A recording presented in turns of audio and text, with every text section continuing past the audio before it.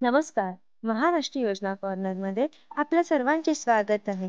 आजच्या व्हिडिओच्या माध्यमातून आपण बघणार आहोत की भरपूर जण असे प्रश्न विचारत होते की पोस्ट ऑफिसचे काही पी-पी-एफ अकाउंट आहे. पी-पी-एफचं खातं आहे त्याबद्दल आम्हाला संपूर्ण माहिती द्या. तर हा व्हिडिओ तुमच्यासाठी संपूर्ण माहिती आज मला सांगणार आहे. 12,000 रुपये जमा करून तुम्हाला 40 लाख रुपये सुद्धा मिळू शकतात.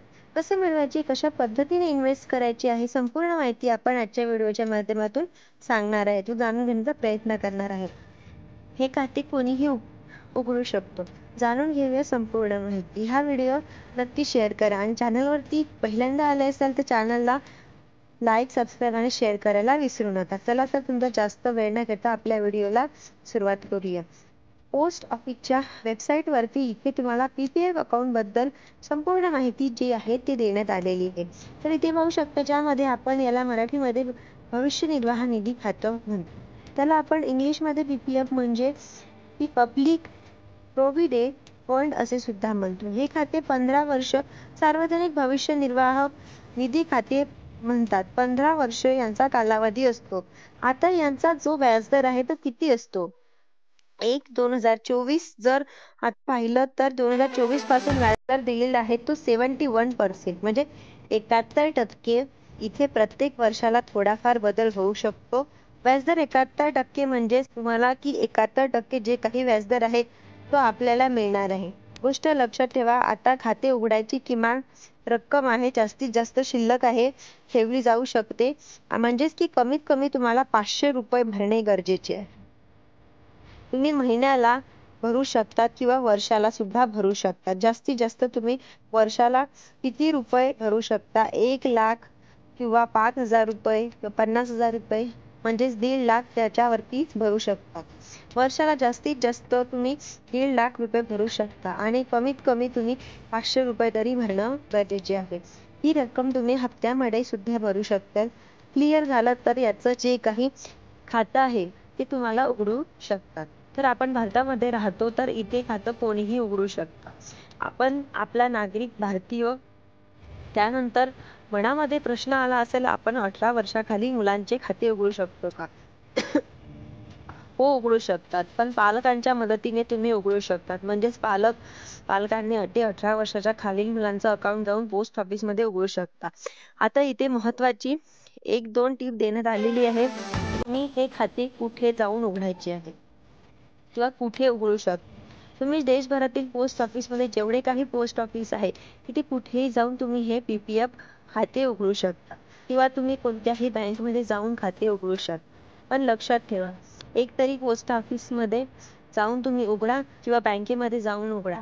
ऑप्शन आहे एक ठिकाणी जाऊन तुम्ही कुठेही खाते उघडू शकता. त्यांच्यामध्ये ठेव म्हणजेच की किती रक्कम तुम्ही इन्व्हेस्ट करू शकता. तुम्हाला आताच मी सांगितलंय की कमीत कमी 500 रुपये, जास्तीत जास्त 1.5 लाख रुपये तुम्ही ठेवू शकता. अधिक वर्षाला किती हप्त्यामध्ये तुम्ही याची रक्कम भरू शकतात. 50च्या पटीत म्हणजेच 500, 1000, 1,500 अशा पद्धतीने तुम्ही लाखपर्यंत रक्कम भरू शकता. हे खाते उघडताना कॅश म्हणजे सुद्धा उघडू शकता. आणि तुम्ही जर तुम्हाला चेक उघडायचे असेल तर चेक देऊन सुद्धा तुम्ही खाते उघडू शकता. सगळ्यात महत्त्वाचं इथे म्हणजे 5वा पॉईंट असा आहे की आयकर कायद्याचा कलम 80C अंतर्गत ठेवी वजावटीसाठी पात्र ठरतात. म्हणजे इथे तुम्हाला इन्कम टॅक्स, ITR फाईल करताना, इन्कम टॅक्स भरताना यांच्यामध्ये तुम्हाला सूट भेटते 80Cच्या अंतर्गत. 80Cच्या अंतर्गत इन्कम टॅक्स रिटर्न फाईल्स तुम्ही भरत असाल तर तुम्हाला यांच्यामध्ये वर्षाला 1.5 लाख रुपयेपर्यंत सूट मिळते.